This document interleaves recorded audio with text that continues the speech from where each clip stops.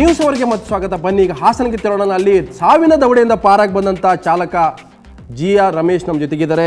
ರಮೇಶ್ ಅವರೇ, ಇವತ್ತು ಸರ್ಕಾರ ಆಸ್ಪತ್ರೆ ತಾವು ಚಿಕಿತ್ಸೆ ಪಡ್ತಾ ಇದ್ರಿ, ಸಾವಿನ ಮನೆಗೆ ಹೋಗಿ ತಾವು ವಾಪಸ್ ಬಂದಿದ್ರೆ ಅಂತ ಅನ್ಸಲ್ವಾ? ಹೌದು ಸರ್, ಹೌದು ಸರ್. ಅಲ್ಲ ಜೀವನ ಅಂದ್ರೆ ನಿಮ್ಗೆ ಮರು ಹುಟ್ಟು ಸಿಕ್ಕಿದೆ ಅಂತ, ಮತ್ತೊಮ್ಮೆ ಹುಟ್ಟು ಬಂದಿದ್ರೆ ಅಂತ ಅನ್ನಿಸ್ತಾ ಇದೆ ನಿಮಗೆ? ಹೌದು ಸರ್, ಹೌದು ಸರ್, ಜೀವ ಬಂದಿದೆ. ಈ ಒಂದು ಪ್ರಶ್ನೆ ಇದೆ, ತಾವು ಕೂಡ KSRTC ಚಾಲಕರಾಗಿದ್ದ ರಮೇಶ್ ಅವರೇ, ತಾವು ಬಸ್ ಹತ್ತಿದ್ದು ಯಾವಾಗ? ನೀವು ಯಾವತ್ತು ರೆಗ್ಯುಲರ್ ಆಗಿ ಬಸ್ಸಲ್ಲಿ ಓಡಾಡ್ತಾ ಇದ್ರ ಅಂದ್ರೆ ಇವತ್ತು ಈ ಬಸ್ ನಿಮ್ಗೆ ಎಲ್ಲೋ ಒಂದು ಕಡೆ ಕನಸಲ್ಲಿ ಕೂಡ ನೆನಪಿಗೆ ಬರುತ್ತಲ್ವಾ? ಹೌದು ಸರ್, ಬರುತ್ತೆ ಬರುತ್ತೆ ಸರ್, ಬರುತ್ತೆ. ಈಗ ಇದು ಹೇಗೆ ಬರುತ್ತೆ ಅಂದರೆ, ನೆನ್ನೆ ಬೆಳಿಗ್ಗೆ ಹಲೋ ಮಾತಾಡಿ ಹಲೋ ಮಾತಾಡಿ ಮಾತಾಡಿ ಹಲೋ ಮಾತಾಡಿ ನೆನ್ನೆ ಬೆಳಿಗ್ಗೆ ನಮ್ಮ ಚಿಕ್ಕಮಗಳೂರು ಡಿವಿಷನಲ್ ಆಫೀಸ್ಗೆ ನಮ್ಮ ಅಧಿಕಾರಿಗಳು ಬರೋಕ್ಕೆ ಹೇಳಿದರು. ಒಂದು ಹೇಳಿಕೆ ಕೊಡಲಿಕ್ಕೆ ಬರೋಕ್ಕೆ ಹೇಳಿದ್ರು. ಆ ಹೇಳಿಕೆಯನ್ನು ಕೊಟ್ಟು ಮತ್ತೆ ನಾನು ಯಾವಾಗ ಬರಲಿ ಅಂತ ಅವ್ರಿಗೆ ಕೇಳಿದೆ. ಒಂದು 3 ದಿವಸ ಬಿಟ್ಟು ಬನ್ನಿ ಅಂತ ಹೇಳಿದರು.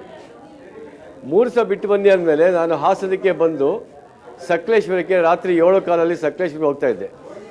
ಸಕಲೇಶ್ವರಕ್ಕೆ ಹೋಗ್ಬೇಕಾದ್ರೆ ನಮ್ಮ ಸಕಲೇಶ್ವರ ಡಿಪೋ ಮ್ಯಾನೇಜರ್ ಚಂದ್ರಪ್ಪನವರು, ನೀವು ನಾಳೆ ಚಿಕ್ಕಮಗಳೂರು ಡಿವಿಷನಲ್ ಆಫೀಸ್ಗೆ ನೀವು ಅಧಿಕಾರಿಗಳು ಕಾಣಬೇಕು ಅಂತ ಹೇಳಿದರು. ಅಲ್ಲ ಸರ್, ನಾನು ಇವತ್ತಾನೆ ಬೆಳಗ್ಗೆ ಹೋಗಿ ಬಂದಿದ್ದೀನಿ, 10:30 ಹೋಗಿ ಬಂದೀನಿ, 12 ಗಂಟೆಗೆ ನಾನು ವಾಪಸ್ ಬಂದೀನಿ, ಮತ್ತೆ ನೀವು ಬರೋಕ್ಕೆ ಹೇಳ್ತಿದ್ದೀರಲ್ಲ ಅಂತ ಕೇಳಿದೆ. ಅದಕ್ಕೆ ನಮ್ಮ ಡಿಪೋ ಮ್ಯಾನೇಜರು, ಅವೆಲ್ಲ ನನಗೆ ಗೊತ್ತಿಲ್ಲ, ದಯವಿಟ್ಟು ಅಲ್ಲಿ ನಿಮ್ಮ ಚಿಕ್ಕಮಗಳೂರು ಡಿವಿಷನ್ ಅಧಿಕಾರಿಗಳು ಬರೋಕ್ಕೆ ಕೇಳಿದ್ದಾರೆ ಅಂದರು. ಮತ್ತೆ ಪುನಃ ಮಾಡಿ ನಾನು ಕೇಳಿದೆ, ಯಾರು ಸರ್ ಅಧಿಕಾರಿಗಳು ಬರೋಕ್ಕೆ ಕೇಳಿದ್ರು ಅಂದೆ. ಅವೆಲ್ಲ ನನಗೆ ಗೊತ್ತಿಲ್ಲ, ಡಿಫಾಲ್ಟಲ್ಲಿ ಹೋಗಿ ಕೇಳಿ ಅಂತ ಅಂದರು. ಡಿಫಾಲ್ಟ್ ಯಾರು ಅಂತ ಕೇಳೋಕ್ಕಾಗುತ್ತೆ, ನಿಮ್ಗೆ ಹೇಳಿದವ್ರ ಹೆಸರೇ ಗೊತ್ತಿಲ್ವಾ ಸರ್ ಅಂದೆ. ಅದು ಹೆಸರು ನನಗೆ ಗೊತ್ತಿಲ್ಲ ಅಂತ ಹೇಳಿದರು. ಹಂಗಾರೆ ಇವರು ನಮ್ಮ ಅಧಿಕಾರಿಗಳು ಎಷ್ಟು ದೌರ್ಜನ್ಯವಾಗಿ ನನ್ನ ಸಾವು ನೋವಿಗೆ ಅವರೇ ಕಾರಣರಾಗಿದ್ದಾರೆ, ನಮ್ಮ ಅಧಿಕಾರಿಗಳು ಕಾರಣರಾಗಿದ್ದರೆ ಬೇರೆ ಯಾರೂ ಆಗಿಲ್ಲ. ಅಲ್ಲ ರಮೇಶ್ ಅವರು, ತಾವು ಕೂಡ ಒಂದು ಬಸ್ನ ಚಾಲಕರಾಗಿದ್ರಿ, KSRTC ಚಾಲಕರು. ಅಂದ್ರೆ ಈ ಬಸ್ನ ಚಾಲಕರಲ್ಲ, ನಾನು ವೀಕ್ಷಕರಿಗೆ ಅದನ್ನ ಸ್ಪಷ್ಟಪಡಿಸ್ತೀನಿ. ಅವರು ಕೂಡ ಒಂದು KSRTC ಚಾಲಕರಾಗಿದ್ರೆ, ಬಹುತೇಕ ಈ ತಿಂಗಳು 31ಕ್ಕೆ ಅವ್ರು ರಿಟೈರ್ಡ್ ಕೂಡ ಆಗ್ತಾ ಇದ್ದಾರೆ. ಸೊ ನೀವು ಬಸ್ ಹತ್ತಿದಾಗ ನಿಮ್ಗೆ ಅನ್ಸಿತ್ತಾ ಇದು ಅಪಘಾತ ಆಗುತ್ತೆ, ಕೆರೆಗೆ ಹೋಗಿ ಬೀಳುತ್ತೆ? ನಿಮ್ಗೆ ಯಾವತ್ತೂ ಕೂಡ ಈ ರೀತಿ ಈ ಬಸ್ ಹೋಗಿ ಕೆರೆಗೆ ಬೀಳುತ್ತೆ ಅಂತ ಅನ್ಸಿರ್ಲಿಲ್ಲ ಅಲ್ವಾ ರಮೇಶ್ ಅವರೇ? ಯಾವ ಕಾರಣಕ್ಕೂ ಅನ್ಸಿರ್ಲಿಲ್ಲ ಸರ್. ನನ್ನ 60 ವರ್ಷದ ಜೀವನದಲ್ಲಿ ನಾನು ಈ ರೀತಿ ಬೀಳುತ್ತೆ ಅಂತ ನಾನು ಯಾವತ್ತೂ ನೆನೆಸಿರ್ಲಿಲ್ಲ. ನೆನೆಸಿದ ಇವತ್ತು ಯಾವ ರೀತಿ ಆಯಿತು, ಹೇಗಾಯಿತು, ದೇವರು ಯಾರು ಸೃಷ್ಟಿ ಮಾಡಿ ನನಗೇನು ಗೊತ್ತಿಲ್ಲ ಸರ್. ಅಲ್ಲ, ಈಗ ಅಪಘಾತ ಆಗೋ ಮುನ್ನ ಅಧಿಕಾರಿಗಳು ಇವತ್ತು ನನ್ನ ಅಲ್ಲ ರಮೇಶ್ ಅವರು, ಒಂದು ಹೇಳಿ ಸರ್, ಬಸ್ ಅನ್ನ ನೀವು ಸಕಲೇಶ್ಪುರದ ಹತ್ತಿದ್ರಿ, ಎಷ್ಟೊತ್ತಿಗೆ ಬಸ್ ಹೊರಡ್ತು, ಆಮೇಲೆ ಕೆರೆಗೆ ಬಂದ ತಕ್ಷಣ ಏನಾಯ್ತು, ನಿಜಕ್ಕೂ ಕೂಡ ಅಪಘಾತಕ್ಕೆ ಆಗಿರತಕ್ಕಂಥ ಕಾರಣ ಅನ್ನೋದ್ರು ನಿಮ್ಗೆ ಆಕ್ಸಿಡೆಂಟ್ ಆಗಿದ್ದು ನಿಮ್ಗೆ ಗೊತ್ತಾಗಿದ್ದು ಯಾವಾಗ ಅಂತ? ಕೆರೆಗೆ ಬಿದ್ದಾಗ ಅಥವಾ ಆ ಬಸ್ಸನ್ನ ಕೆರೆಗೆ ಬೀಳುವ ಸಂದರ್ಭ ನಿಮ್ಗೆ ಗೊತ್ತಾಗಿತ್ತು ಅಂತ? ಸರ್, ಸಕಲೇಶ್ವರ ಬಿಟ್ಟಾಗ 9 ಗಂಟೆ 5 ನಿಮಿಷ. ಅದು ಸಕಲೇಶ್ವರ ಬಿಟ್ಟು 9 ಗಂಟೆ 5 ನಿಮಿಷ ಬಿಟ್ಟು ಆ ಬೇಲೂರನ್ನ ಕೆರೆ ಹತ್ರ ತಲುಪುವಾಗ 10 ಕಾಲ ಆಗಿರ್ಬೋದು, ಸಮಯ ಆಗಿರ್ಬೋದು. ಆವಾಗ ಎದುರುಗಡೆ ಒಂದು ಬೈಕ್ ಬಂದು ಟಚ್ ಆಯಿತು. ಟಚ್ ಆಗಿ ಅವ್ರು ಬಿದ್ದರು. ಬಿದ್ದ ತಕ್ಷಣ ಚಾಲಕರು ಎಡದೇ ಕಡೆ ತಿರುಗಿಸಿದ್ರು. ಎಡದೇ ಕಡೆ ತಿರುಗಿಸಿದ ತಕ್ಷಣ ಕೆರೆ ಕಾಣ್ತಾರೆ. ನಮಗೆ ಜ್ಞಾನ ತಪ್ಪಾಯಿತು ಸರ್. ಕೆರೆ ಒಳಗೆ ಸಲೀಸ ಹೋಗ್ಬಿಡ್ತು ಒಳಗಡೆಗೆ. ಆವಾಗ ನನಗೆ ಜ್ಞಾನ ತಪ್ಪಾಯಿತು. ಆಮೇಲೆ ಒಳಗಡೆ ನಾವು ನೀರು ಕುಡಿದು ಸುಸ್ತಾದ ನನಗೆ ಜ್ಞಾನ ಬಂದ ಮೇಲೆ ಆ ಒಳಗಡೆ ಏನು ಮಾಡಿ ಕಂಬಿಯನ್ನು ಹಿಡಿದು ಮೇಲೆ ಎದ್ದು ಬಂದಾಗ ಅಲ್ಲಿರೋ ಜನರು ನನ್ನನ್ನು ಜೀವನ ಉಳಿಸಿ ಮೇಲೆ ಕೆಳ್ಕೊಂಡ್ರು ಸರ್. ಅಂದ್ರೆ ನಿಮಗೆ ಅದೇ ಅಪಘಾತ ಆದಾಗ ನಿಮ್ಮ ಪ್ರಜ್ಞೆ ಇರಲಿಲ್ಲ, ನೀರಲ್ಲೇ ನೀವು ಮುಳುಗ್ದಿದ್ರಿ? ಅಪಘಾತ ನೀರೊಳಗೆ ಅಪಘಾತ ಆದಮೇಲೆ ನಾನು ಮುಳುಗಿದೆ, ಒಳಗಡೆ ನೀರೊಳಗೆ ಮುಳುಗಿದೆ. ಕೆರೆ ಒಳಗೆ ಯಾವ ಬಸ್ ಹೋಯ್ತು ನನಗೆ ಅವಾಗ ಜ್ಞಾನ ತಪ್ಪಾಯ್ತು. ಅಂದ್ರೆ ನಿಮಗೆ ನೀವಾಗಿ ನೀವು ಹೊರಗೆ ಬರೋಕ್ಕಾಗಲಿಲ್ಲ, ಅಂದ್ರೆ ಜನ ನಿಮ್ಮ ಬಂದು ರಕ್ಷಣೆ ಮಾಡಿದ್ರು? ಇಲ್ಲಿ ಹೌದು ಸರ್, ನಮ್ಮ ಜನ ರಕ್ಷಣೆ ಮೇಲೆ ನಮ್ಮ ಜೀವನ ಉಳಿಸಿದ್ದು ಸರ್. ಅಂದ್ರೆ ನಿಮ್ಮ ಜೊತೆಗೆ ಇದ್ದವರು ನೀವು ರಕ್ಷಣೆ ಮಾಡಿದ್ರೆ ನಾವು ಉಳಿದ್ ಅಲ್ಲ ರಮೇಶ್ ಅವ್ರಿಗೆ, ಒಂದು ಈಗ ಚಾಲಕ ಕೂಕೊಂಡಿದ್ದು ನಿಜನಾ ಅಂತ? ಏನೋ ಕೂಗಿದ್ದಾರೆ ಚಾಲಕ ಅನ್ನೋಂತ ಒಂದು ಮಾಹಿತಿ ಹೌದಾ ಸರ್? ಅದು ಮಾಹಿತಿ ನನಗೆ ಗೊತ್ತು. ಯಾಕೆಂದ್ರೆ ಗಾಡಿಲಿ ಪ್ರಯಾಣಿಕರು ತುಂಬಾ ಜನ ಇದ್ರು. 80 ಗಾಡಿಲಿ 80 ಜನ ಇದ್ರು. ಆ 80 ಜನದೊಳಗಡೆ ಯಾರು ಕೂಗು ಅಂತೇಳಿ ಯಾವುದು ಸರಿಯಾಗಿ ಆಲ್ಸಕ್ ಆಗಲಿಲ್ಲ ಸರ್. ಸೊ ರಮೇಶ್, ಪ್ರಯಾಣಿಕರದ ಯಾವುದು ಅಂತ ಹೇಳಿ ಗೊತ್ತಾಗಲಿಲ್ಲ ಸರ್. ರಮೇಶ್, ನಾನು ಮಾತಾಡ್ತೀನಿ, ನಿಮ್ಮ ಜೊತೆಗೆ ಕೂಡ ಚರ್ಚೆ ಮಾಡ್ತೀನಿ, ಹಾಗೆ ನೀವು ನಮ್ಮ ಸಂಪರ್ಕದಲ್ಲಿ. ಹಾಗೆ ಈಗ BBM ವಿದ್ಯಾರ್ಥಿ ಆದಂಥ ಈ ಬಸ್ನಲ್ಲಿ ಪ್ರಯಾಣ ಮಾಡ್ತಾ ಇದ್ದಂಥ ಈ ಒಂದು ವಿದ್ಯಾರ್ಥಿ ಕೂಡ ಸಾವಿನ ದವಡೆಯಿಂದ ಬದುಕುಳಿದಿದ್ದಾರೆ. ನಮ್ಮ ಸ್ಟುಡಿಯೋದಲ್ಲಿದ್ದಾರೆ ಇಬ್ರಾಹಿಂ ಇದ್ದಾರೆ. ಇಬ್ರಾಹಿಂ, ತಾವು ಯಾವತ್ತೂ ಕೂಡ ಈ ಬಸ್ಸಲ್ಲಿ ಹೋಗ್ತಾ ಇದ್ರಿ, ಸೊ ಈ ಬಸ್ಸಲ್ಲಿ ನೀವು ಈ ರೀತಿ ಒಂದು ಅಪಘಾತಕ್ಕೀಡಾಗ್ತೀರಿ, ಬಚಾವಾಗಿ ಬರ್ತೀರಿ ಅಂತ ತಾವು ಅಂದ್ಕೊಂಡಿದ್ರ ಅಂತ?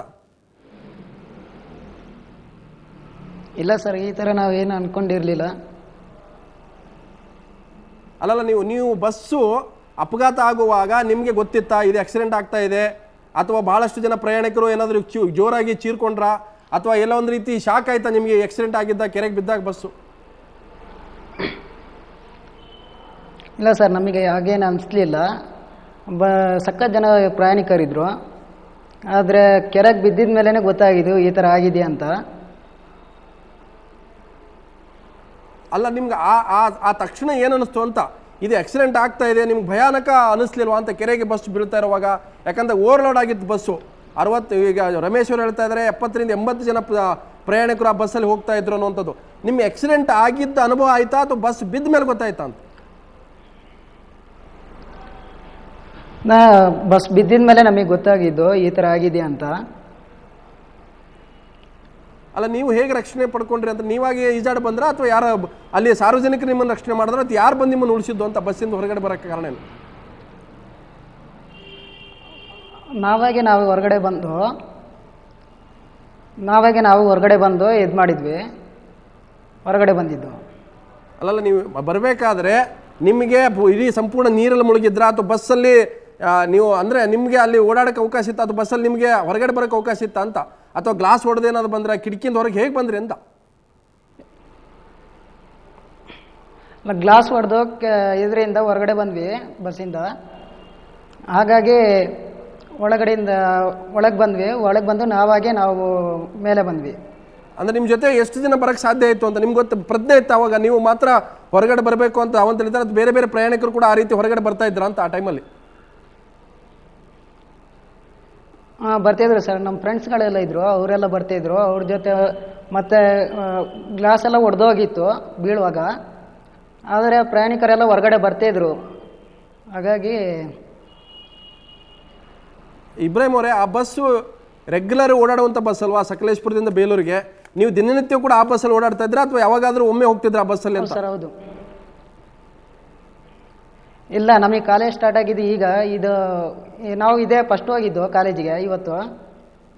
ಹಾಗಾಗಿ ನಾವು ಇದೇ ಫಸ್ಟ್ ಈ ಬಸ್ಸಲ್ಲಿ ಹೋಗ್ತಿರೋದು. ಆದರೆ ಸಕಲೇಶ್ಪುರದಿಂದ ಡಿಪೋದವರು ಸರಿಯಾಗಿ ಬಸ್ ಬಿಡ್ತೇ ಇಲ್ಲ. ಆ ಕಾರಣಕ್ಕಾಗಿ ಈ ಥರ ಆಗಿರ್ಬೋದು ಸರ್. ಇದು ಅಂದರೆ ಜನ ಪ್ರಯಾಣಿಕರಿದ್ರು ಬೇರೆ. ಅಲ್ಲ ಇಬ್ರಾಹಿಂ ಅವರು, ಒಂದು ಸರಿಯಾದ ಟೈಮಲ್ಲಿ ಬಸ್ ಕೂಡ ಬರ್ತಾ ಇಲ್ಲ. ಅಂದರೆ ನಿಮ್ಮ ಜೊತೆಗಿರ್ತಕ್ಕಂಥ ಸ್ನೇಹಿತರು ಕೂಡ ಇದರಲ್ಲಿ ಪ್ರಾಣ ಕಳ್ಕೊಂಡಿದಾರನ? ಹೌದು ಸರ್, ಹೌದು.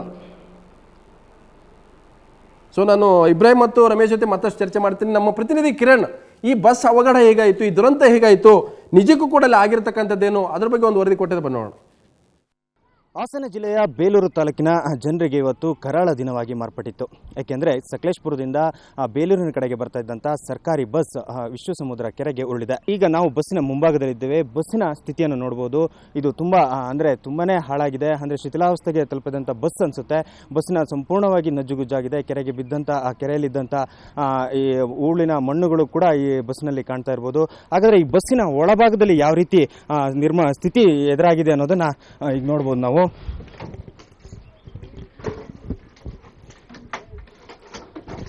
ಅಪಘಾತಕ್ಕೀಡಾದಂಥ ಬಸ್ಸಿನ ಒಳಗೆ ನಾವಿದ್ದೇವೆ. ಈ ಬಸ್ಸಿನ ಸ್ಥಿತಿಯನ್ನು ನೋಡ್ಬೋದು. ಈಗ ಸಂಪೂರ್ಣವಾಗಿ ಅಂದರೆ ಕೆರೆಯಲ್ಲಿ ಬಿದ್ದಂಥ ಪರಿಣಾಮ ಕೆರೆಯಲ್ಲಿದ್ದಂಥ ಹೂಳು ಸಂಪೂರ್ಣವಾಗಿ ಬಸ್ಸಿನ ಮೇಲ್ಭಾಗದಲ್ಲಿ ಸೇರಿದಂತೆ ಒಳಭಾಗದಲ್ಲೂ ಕೂಡ ಕೆಸರಿನ ಹೂಳುಗಳು ಕೂಡ ಸೇರಿದೆ. ಅಲ್ಲದೆ ಇದರಲ್ಲಿ ಪ್ರಮುಖವಾದಂಥ ಅಪಘಾತಕ್ಕೆ ಕಾರಣವಾಗಿದ್ದು ಅಂದರೆ ಸ್ಟೇರಿಂಗ್ನ ವೈಫಲ್ಯ ಅನ್ನೋದು.